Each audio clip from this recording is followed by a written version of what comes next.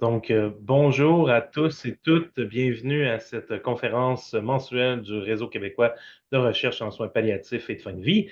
Aujourd'hui, on a la chance d'avoir Gabrielle Dubuc, qui est candidate au doctorat à l'Université du Québec à Trois-Rivières sous la supervision de Sylvie Lapierre. Et elle va nous parler aujourd'hui de la formation sur les décisions de fin de vie et l'aide médicale à mourir destinée aux personnes proches aidantes, conception et déploiement. Sans plus tarder, je te cède la parole directement, Gabriel. Ben, bonjour, merci à tous et à toutes d'être présents. Je suis bien contente aussi qu'on m'accueille pour pouvoir vous parler de mon projet de thèse. On vient de dire le sujet. Donc, c'est une formation qui est destinée aux personnes proches aidantes, qui est vraiment axée sur les décisions de fin de vie et l'aide médicale à mourir. Donc, tout ce qui touche les décisions qu'on peut prendre, les choix qu'on peut faire dans la fin de vie pour accompagner les personnes proches aidantes qui vont elles-mêmes accompagner la personne dont elles prennent soin. Donc, aujourd'hui, ce que je veux vous présenter, en fait, c'est la formation, comment on l'a conçue, comment on l'a pensée, où on est rendu dans le projet de recherche. Puis, en fait, wink wink, là, petit secret qui n'est pas un secret, on a presque terminé là, de tout régler les détails. Donc, évidemment, pour le déploiement, on vient vous présenter ça ici aussi comme un outil que vous pourriez utiliser avec les personnes avec qui vous travaillez, si vous travaillez avec des personnes proches aidantes. Donc, encore merci de m'accueillir. Donc, qui je suis, moi? Comme on a dit, je suis candidate au doctorat en psychologie, profil recherche. Donc, je fais vraiment que de la recherche sous la direction de Mme Sylvie Lapierre, qui est professeure ici au département de psychologie, et aussi Marjolaine Landry, qui est ma co-directrice, qui est professeure au département des sciences infirmières. En fait, moi, je m'intéresse à la grande bulle qu'est la gérontologie, et à l'intérieur de cette grande bulle-là, il y a d'autres sujets qui me passionnent, dont la fin de vie, les soins palliatifs. Maintenant, l'aide médicale à mourir, parce que qui parle de fin de vie parle d'aide médicale à mourir, mais aussi toutes les grandes questions éthiques qui entourent les décisions de fin de vie, dont l'aide médicale à mourir. Et je m'intéresse aussi à tout ce qui touche la foi, la religiosité, la spiritualité dans la fin de vie.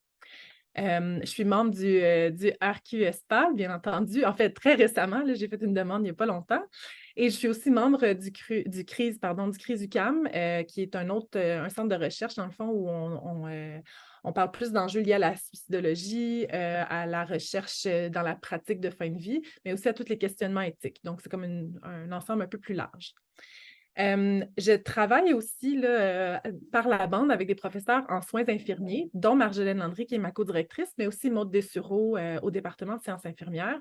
Donc, je m'intéresse, en fait, j'ai été heureuse de voir qu'en sciences infirmières, il y avait autant de psychologie qu'on faisait. Moi, je ne connaissais pas ça. Puis, je constate que mes intérêts naturels dans la gérontologie me rapprochent des soins infirmiers. Donc, c'est comme un nouveau domaine qui s'ouvre à moi, puis dans lequel je trouve beaucoup d'intérêt.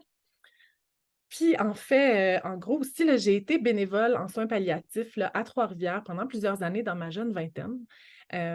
Donc, ça a été vraiment des expériences absolument fondamentales dans mon développement comme personne, mais aussi dans mes choix de carrière, dans ce que je fais maintenant. Là, c'est vraiment assis sur la passion que j'ai ressentie en accompagnant des gens en fin de vie. Puis, une fois que j'ai commencé à être bénévole, après ça, je voulais juste tout le temps parler de ça, tout le temps faire ça. Puis, je pense que je ne dois pas être la seule à avoir eu cette piqûre-là. Moi qui pourtant me destinais à travailler avec la naissance, là, je prévoyais être sage-femme, mais finalement, c'est la fin de vie qui m'a vraiment, vraiment appelée. Donc, j'ai vraiment été appelée par ce milieu-là.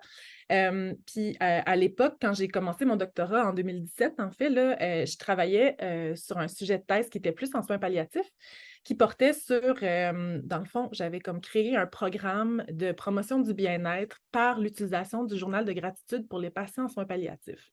Donc, c'est vraiment une intervention, le papier, avec un journal papier-crayon pour les gens en soins palliatifs. Puis j'avais comme certaines questions d'évaluation qui étaient liées à ça. Et conjointement à ce projet-là, dans lequel je travaillais assidûment, des collègues à moi, des collègues étudiants, on avait commencé à créer une formation sur l'aide médicale à mourir parce que j'avais une amie collègue, Kim Saint-Amand, qui, elle, était intervenante en prévention du suicide, puis elle constatait que depuis la nouvelle loi en 2015 qui permettait l'accès à l'aide médicale à mourir, il y avait de plus en plus de gens qui appelaient sur les lignes de prévention du suicide pour parler de ce sujet-là. Puis les intervenants ne savaient pas comment gérer ces appels-là parce que, bon, C'est nouveau, on ne connaît pas ça. Est-ce que la personne, quand elle nous parle d'aide médicale à mourir, est-ce qu'elle nous parle un peu de ses idéations suicidaires? Comme intervenant, est-ce qu'il y a une ambivalence aussi là, entre le désir de sauver des vies dans la prévention du suicide, mais l'obligation un peu d'accepter l'aide médicale à mourir comme n'étant pas un suicide, là? Donc, c'est ça. On avait comme une espèce de grosse boîte là, dans laquelle personne n'avait joué encore là, à l'époque. Donc, on a comme pris sur nous, là, les 4 étudiants au début du doctorat, de faire une formation qu'on a donnée à différents organismes. Puis, ça a été super bien reçu. Puis, on voyait que c'était vraiment un besoin, là, pas juste pour les intervenants, mais pour monsieur, madame, tout le monde aussi, de comprendre c'est quoi l'aide médicale à mourir. Et puis, on a pris ces constats-là avec lesquels on a fini nos formations, nos conférences. Et puis, on est allé présenter dans différents congrès, conférences pour parler de ça. À chaque fois qu'on en parlait, il y avait des regroupements ou des associations de proches aidants qui venaient nous dire qu'il y avait les mêmes besoins dans leur milieu, puis qu'ils aimeraient vraiment ça si on était capable d'adapter la formation à leur clientèle, c'est-à-dire les personnes proches aidantes. Pour moi, à ce moment-là, c'était comme un projet B, là. Je ne prévoyais pas travailler sur ça parce que j'avais déjà mon projet de thèse. Par contre, en 2019, je suis partie en maternité. En revenant en 2020, bien évidemment, on était en pleine deuxième vague de COVID. Donc, on oublie ça, rentrer en soins palliatifs pour aller faire du recrutement pour une étude. C'est sûr que c'était pas possible, là, même que les personnes proches aidantes elles-mêmes n'arrivaient pas à aller accompagner leurs proches dans la fin de vie, ce qui était absolument tragique, là, je le rappellerai. Donc, Madame Lapierre et moi, on décide de changer de bateau complètement. On prend le projet B de la formation sur l'aide médicale à mourir et je commence à adapter cette formation-là, vraiment là, dans l'optique de bien cerner les enjeux des personnes proches aidantes. J'ai passé beaucoup de temps à éplucher la littérature pour pouvoir passer à ce projet de thèse-là. Donc, c'est un peu ce que je vais vous présenter aujourd'hui. Là. Je vais vous présenter un peu comment j'ai conçu là, le rationnel derrière la formation. Je vais vous présenter aussi la formation.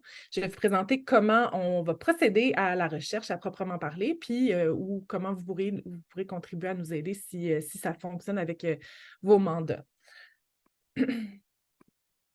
Donc, en fait, c'est ça. Comme je vous disais, pour pouvoir répondre adéquatement là, excusez-moi, je vais arranger ça ici. Pour pouvoir répondre adéquatement aux demandes des organismes qu'on a reçus là, à travers les différentes présentations qu'on a faites, j'ai dû passer beaucoup de temps à comprendre le rôle des personnes proches aidantes dans la fin de vie. Parce que ben, moi, je m'intéressais aux gens qui mouraient, pas nécessairement aux gens qui entouraient les gens qui meurent. Donc, c'était pas pour moi, c'était comme un connexe, là, le champ d'intérêt, mais c'était pas mon champ d'intérêt principal. Puis c'est là qu'on est allé chercher aussi l'apport de Marjolaine Landry, qui pour elle, la proche aidance, c'est le domaine d'expertise principal. Donc, ça a été une grande plus-value dans l'équipe de recherche. Ce que j'ai vite compris, c'est que les personnes proches aidantes accomplissent énormément de travail auprès des personnes malades. Là, j'élargis un peu la bulle, ce n'est pas juste les gens en fin de vie, mais les gens en général là, qui sont proches aidants. Donc, ils accomplissent à peu près 80% des tâches, des soins, des tâches qui sont prodiguées à domicile. C'est des dizaines de milliards de dollars annuellement qui sont donnés là, comme travail par les personnes proches aidantes. Là, je ne sais pas à quel point il faut que je gère les discussions, là. J'imagine que ça ne m'appartient pas. Non, c'est beau. Je vais relayer les questions à la fin, Gabriel. OK, parfait. Je vois juste les petites notifications. D'accord. Donc, ce que je disais, c'est que c'est ça. Ils accomplissent non seulement beaucoup de travail, mais une grande variété de travail, dans le fond, pour compenser les pertes de la personne qui est dans une trajectoire de maladie. Là, je vous fais un petit topo rapide, là, mais tout ce qui touche l'organisation du domicile, ça vient, c'est souvent une responsabilité qui incombe aux proches aidants. Donc, s'assurer que le domicile est conforme aux besoins de la personne, aux besoins de motricité, aux chutes potentielles, tout arranger le domicile pour que la vie puisse fonctionner encore. S'occuper des rendez-vous médicaux et des rendez-vous non médicaux, aller porter la personne, prendre les rendez-vous, faire les suivis, etc. Ça peut être une tâche très lourde. Tout ce qui touche le soutien affectif aussi, parce que c'est certain que il y a souvent une relation préexistante dans la proche aidance. C'est rare qu'on va devenir proche aidant pour quelqu'un qu'on ne connaissait pas. Habituellement, il y a une relation préexistante. Donc, il y a un filon affectif, il y a une réalité affective qu'on doit entretenir. On doit continuer à avoir cette relation-là avec la personne. Donc, ça implique un soutien. Puis, avec les pertes et les difficultés de la maladie, ben, on va ajouter, on va soutenir la personne. Souvent, dans les gens qui sont proches aidants autour d'une personne malade, il va y avoir un proche aidant principal qui va se retrouver avec une grande charge, une grande charge d'orchestration des soins, puis il va avoir la responsabilité de mobiliser l'entourage pour avoir d'autres proches aidants qui peuvent aussi compenser ou aussi offrir certains soins ou certains services dont la personne a besoin. Toute la surveillance des soins, ça va de soi, les suivis, etc. Aider aux activités de la vie quotidienne, aux activités de la vie domestique. Le proche aidant se retrouve aussi souvent à avoir un rôle de représentation, dans le sens de représentation comme de se faire l'avocat là, de la personne qui est malade, dans le sens où elle va s'assurer que ses droits sont respectés, qu'il n'y a personne qui bafoue, qui dépasse des limites qui ne devraient pas être dépassées. Et bien entendu aussi, tout ce qui touche le soutien dans la fin de vie, ça va de soi, on n'arrête pas d'être proche aidant quand la personne rentre en soins palliatifs. Au contraire, le rôle peut changer, mais on est quand même proche aidant encore. Puis c'est certain que tout ça, c'est gros. C'est un très gros rôle. Ça vient évidemment avec des aspects positifs comme le sentiment de s'accomplir, de développer des compétences nouvelles. Il y en a qui deviennent des infirmières à toute fin pratique, là, qui n'avaient pas d'expérience dans ce domaine-là. On peut ressentir de la fierté de venir en aide à la personne qu'on aime, puis de lui rendre aussi l'appareil, parce que comme je disais, il y a souvent une relation préexistante. On peut créer des nouveaux liens, ça offre un sens à la vie, mais ça vient aussi avec une charge vraiment importante qui peut créer des problèmes liés à ce rôle-là, en fait. Comme on voit souvent ce qui est rapporté chez les proches aidants, c'est un très grand sentiment de fardeau, le sentiment d'être déconnecté de sa propre vie, de ne pas avoir le temps de prendre soin de soi ou des autres membres de sa famille, parce que souvent, on finit par négliger d'autres relations, ou même de ne pas avoir le temps de voir ses amis, puis de sentir qu'on néglige des relations qui sont significatives dans nos vies. Ça peut avoir des conséquences économiques importantes parce qu'on peut se retrouver à devoir travailler moins ou à changer d'emploi parce que l'emploi qu'on a était trop exigeant puis ne nous permettait pas de pouvoir prendre soin de la personne, ou même encore des possibilités d'avancement dans sa carrière parce qu'une personne qui est proche aidante ne va pas nécessairement avoir le temps de faire le petit plus qui va faire qu'elle va se démarquer parmi ses collègues puis avoir des chances d'avancement. Et évidemment, puis je pense que ça, c'est une des choses qui est le plus horrible de cette situation-là, c'est qu'il y a souvent une situation où les proches aidants se retrouvent à développer des problèmes de santé jusqu'à ce que maintenant, on considère même le proche aidant comme étant un co-patient qui est aussi un patient dans la dyade aider proche aidant.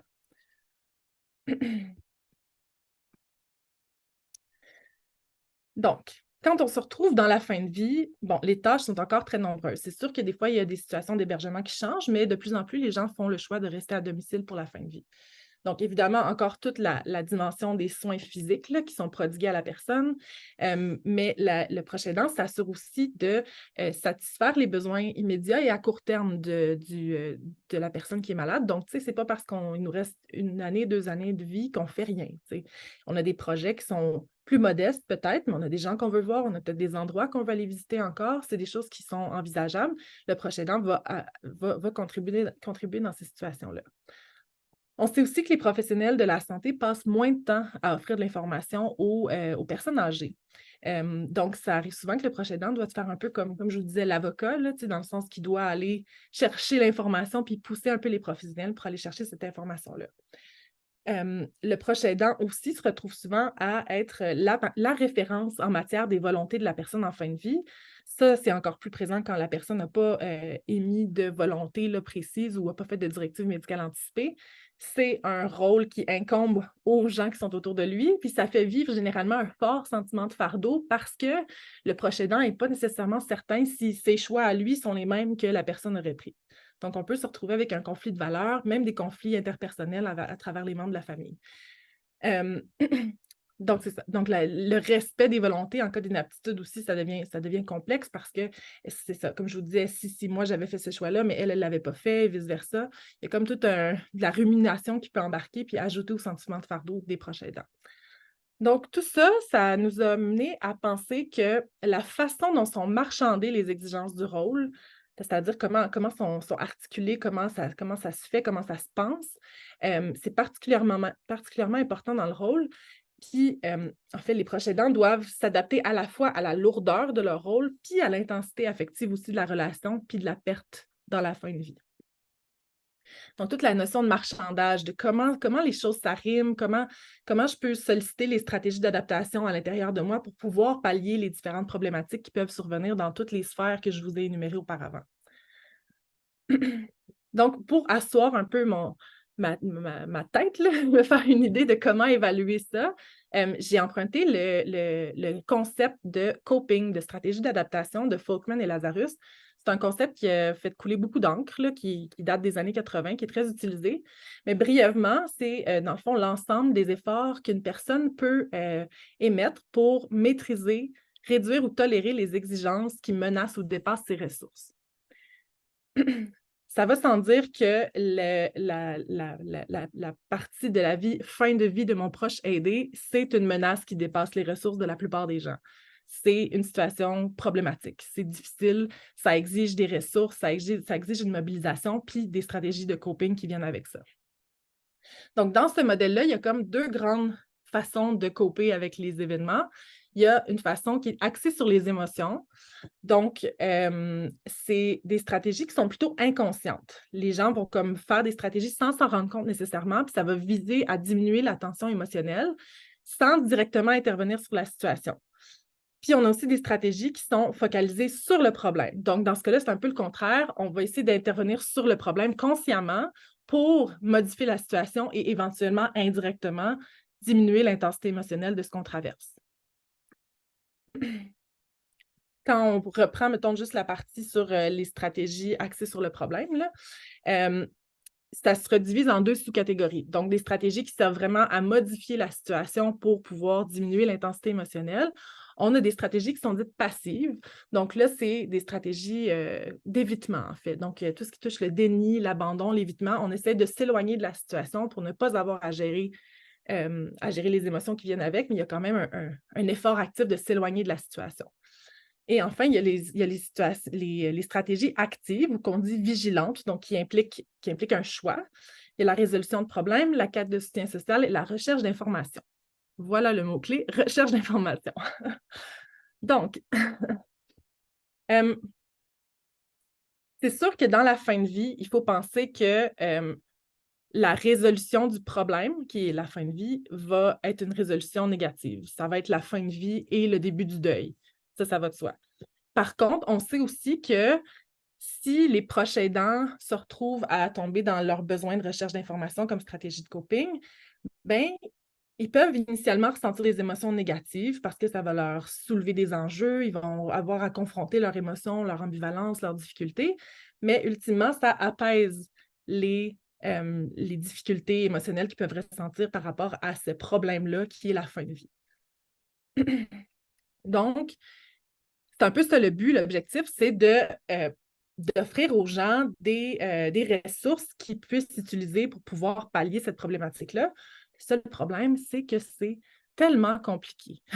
Moi-même, j'ai travaillé dans ce milieu-là pendant des années, puis il y en a des mots, il y en a des affaires, il y en a, ça change, c'est constamment du nouveau, les gens ne savent pas s'y retrouver.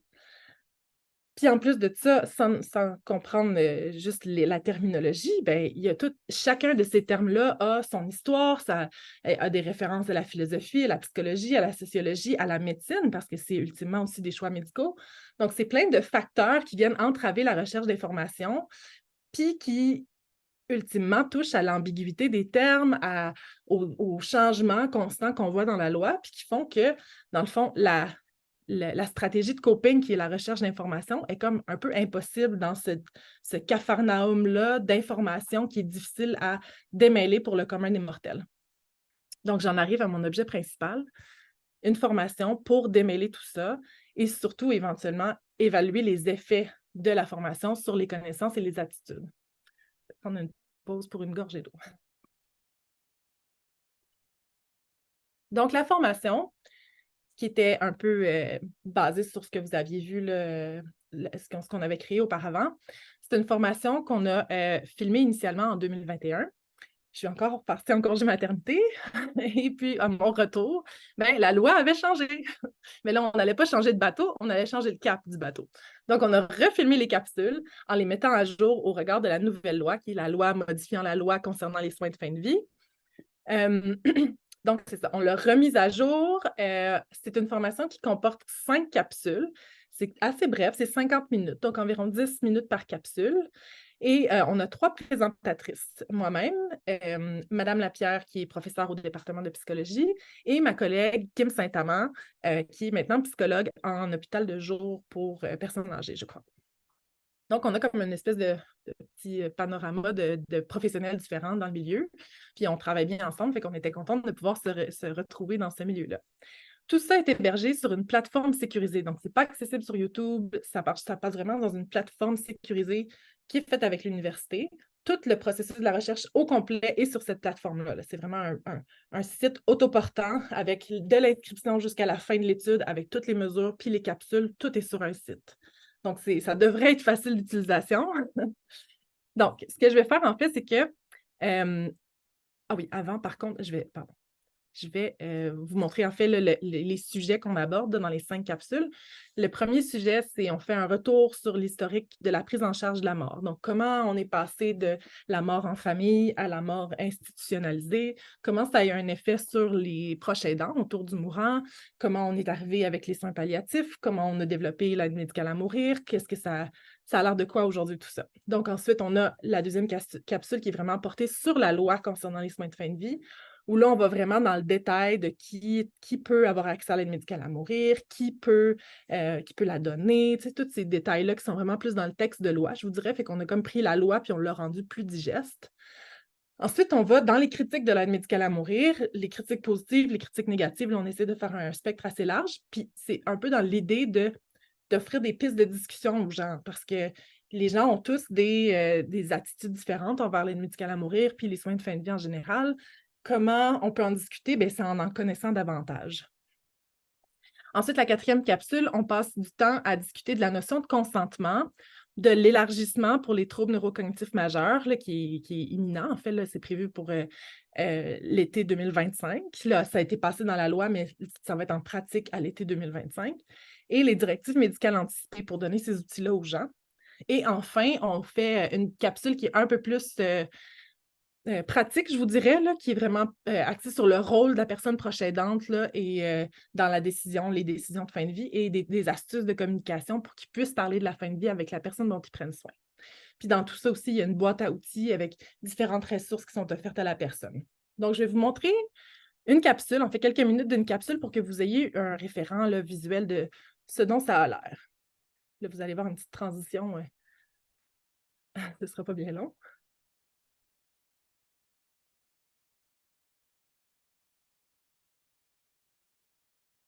On part. Pour vous aider à prendre des décisions éclairées, nous allons vous expliquer les différents soins de fin de vie. Commençons par parler de l'aide médicale à mourir. En général, l'aide médicale à mourir fait référence soit à l'euthanasie, soit au suicide assisté, mais souvent, ces deux pratiques sont regroupées sous le terme d'aide médicale à mourir. Au Québec, lorsqu'on fait référence à l'aide médicale à mourir, on fait uniquement référence à l'euthanasie, car le suicide assisté n'est pas légal ici. Cependant, ce qui est mélangeant, c'est que dans le reste du Canada, l'aide médicale à mourir inclut à la fois l'euthanasie et le suicide assisté. Au Québec, les membres de la commission Mourir dans la dignité ont décidé de ne pas soutenir le suicide assisté, car ils estiment que cette pratique ne favorise pas l'accompagnement et la sécurité du patient. L'euthanasie correspond à l'administration de médicaments qui provoquent la mort. Ils sont administrés par un médecin ou une infirmière praticienne et cet acte est fait à la demande du patient. Lorsqu'il est question de suicide assisté, le médecin va fournir les médicaments ou l'information nécessaire pour que la personne puisse elle-même mettre fin à sa vie. Ce n'est donc pas le médecin qui provoque directement la mort. Dans le cas du suicide assisté, c'est la personne malade qui a le contrôle sur le moment de son décès. Elle peut donc changer d'idée, reporter la date comme elle veut. Elle a plus de contrôle sur la planification de l'acte. Dans les médias, il est souvent question de mourir dans la dignité, mais il est important de savoir que cette expression désignait le nom de la commission qui s'est penchée sur la création de la loi concernant les soins de fin de vie et que cette loi traite de tous les soins destinés aux patients en phase terminale, pas seulement de l'aide médicale à mourir. Parmi ces soins, on retrouve un traitement appelé sédation palliative, dont vous avez peut-être entendu parler. C'est un soin qui consiste à utiliser des médicaments pour soulager les souffrances et gérer les symptômes désagréables. Cela implique de réduire temporairement la conscience du patient en le faisant passer de l'éveil au sommeil. Bon, alors, vous voyez, c'est un peu cette modalité-là. Donc, oui, c'est sûr que c'est un peu académique dans un sens parce que c'est comme un cours, mais c'est un cours qui est assez bref. On a pensé aussi pour qu'il y ait des pauses, pour que les gens puissent prendre le temps de laisser tomber chacun des sujets, surtout si c'est des sujets qui éveillent des émotions. Alors, voilà. Donc, les objectifs généraux, là, c'est vraiment d'évaluer les effets que cette formation-là, elle a sur les connaissances et les attitudes des proches aidants. On a aussi dans nos questions des divers scénarios hypothétiques pour comprendre comment les gens, en fait, comprendre leur attitude envers l'aide médicale à mourir. On présente des situations comme si votre proche était gravement malade, mais qu'il ne souffrait pas, à quel point seriez-vous d'accord avec l'aide médicale à mourir? Puis en opposition, si vous étiez gravement malade et que vous ne souffriez pas. Fait que là, on va pouvoir comparer les réponses dans ces scénarios-là. Ça va nous donner une meilleure idée de dans quelle situation l'euthanasie, ça a plus de sens, dans lequel ça en a moins. Pour moi, pour mon proche, ça a aussi on peut avoir des différences dans ces réponses-là. Ça, c'est comme un premier aspect. Un deuxième aspect, c'est de vérifier si l'acquisition de ces connaissances-là, parce qu'on a des questionnaires de connaissances, là, c'est un petit peu comme un quiz, là, si on veut, sur les connaissances des gens. Donc, si ces connaissances-là permettent d'alléger certains indicateurs de détresse de santé mentale des personnes proches aidantes, comme le stress, le sentiment de fardeau, mais aussi par rapport à la qualité de vie des personnes proches aidantes. Puis, on veut tenir compte du style de coping naturel des personnes, puisque les gens peuvent avoir tendance à plus faire de l'évitement ou plus de la recherche d'informations, tout dépendant de leur personnalité, et du niveau de leurs besoins de contrôle. Il y a des gens qui sont très contrôlants, des gens qui le sont moins. Comment l'acquisition de connaissances va s'articuler avec ça? Donc, je vais juste voir combien de temps il me reste. Alors, pour la recherche à proprement parler, on a choisi un devis qui est assez classique et très quantitatif. Donc, c'est un devis randomisé expérimental. Les gens vont devoir, dans le fond, participer à la recherche pour pouvoir avoir accès à la formation. Ils vont faire une première mesure, avoir accès à la formation. Ensuite, il va y avoir 2 autres mesures pour pouvoir mesurer les effets de la formation immédiatement après et 4 semaines plus tard. On va avoir un groupe expérimental et un groupe témoin qui s'appelle un groupe liste de contrôle. Ça fait en sorte, en fait, c'est normalement, les groupes de contrôle n'ont pas nécessairement accès à l'intervention. Nous, on souhaitait que tout le monde puisse faire l'intervention, c'est-à-dire la formation. Donc, à la fin des 3 mesures, ils vont avoir accès à la formation. Donc, tous les participants vont avoir accès à la formation. C'est juste la façon dont ils vont participer à l'étude, la séquence qui va différer d'un groupe à l'autre. Les gens vont être assignés aléatoirement au groupe expérimental et au groupe contrôle. Comme je vous disais, on a certaines variables qui sont contrôlées et les questionnaires prennent entre 25 et 45 minutes à remplir. C'est quand même assez long, mais personnellement, pour les avoir travaillés, retravaillés, je pense qu'ils sont intéressants en soi parce que ça pose des questions qui portent à réfléchir. Puis je pense que les gens, même s'ils participent, ils ne regardaient pas la formation, tout ça, je pense que juste le questionnaire, ça aurait un effet probablement intéressant à évaluer. Mais enfin, on va pouvoir l'évaluer avec avec le groupe contrôle. Donc, on a besoin d'un grand échantillon parce que c'est un devis qui est très quantitatif. On cherche à peu près 150 participants. Évidemment, le critère principal, c'est d'être proche aidant. Il y a une question d'exclusion au début du processus. Donc, si la personne répond qu'elle n'est pas proche aidante ou qu'elle n'est pas certaine, on va pouvoir entrer en contact ensemble pour déterminer ça. Puis ensuite, elle va pouvoir, si elle décide qu'elle est proche aidante, qu'elle répond aux critères, bien là, elle va pouvoir reprendre l'étude. Évidemment, il faut pouvoir faire ça sur un ordinateur ou une tablette. Les téléphones, ça marche, mais c'est un petit peu plus compliqué. La plateforme est moins faite pour les téléphones. Donc, ordinateur ou tablette, c'est l'idéal. On a besoin aussi de l'implication d'une variété de milieux. Donc, les maisons de soins palliatifs, évidemment, parce qu'il y a des proches aidants dans le décor, regroupement des aidants naturels du Québec, l'appui, bon, toute la liste là, des gens qui travaillent avec les personnes proches aidantes. Évidemment, on va souhaiter qu'ils manifestent leur intérêt puis qu'ils veuillent participer à disséminer l'information. On a aussi approché le ministère, le MSSS, ministère de la Santé et des Services sociaux, qui était intéressé à partager l'invitation de notre étude. Donc, peut-être que vous allez avoir un doublon si jamais on vous joint, on vous envoie une invitation, puis que vous avez aussi une invitation du ministère. On verra rendu là. Donc, en fait, on est presque rendu là. On va probablement déployer ça là, début février. Là, on est vraiment sur la fin, là, les derniers détails avec le service technologique de l'université. La semaine prochaine, on commence à pré-tester tout ça, donc avec des collaborateurs qui sont pas mal dans le type de personnes qu'on cherche, là, des proches aidants, qui vont pré-tester la plateforme, s'assurer qu'il n'y a pas de problème, que tout est facile à comprendre, que tout est facile à utiliser, pour pouvoir, après ça, d'ici 2 semaines environ, pouvoir envoyer ça dans l'univers, puis espérer que les gens avec qui vous travaillez ou des gens que vous connaissez soient intéressés à participer.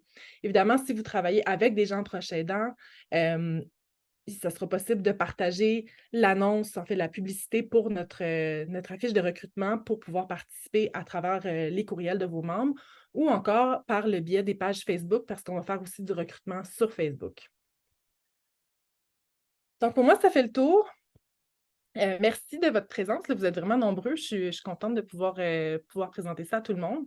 Évidemment, j'accueille toute question, tout commentaire et je vous laisse aussi là, mon adresse courriel. Je pense qu'elle va aussi vous être remise d'une autre façon, là.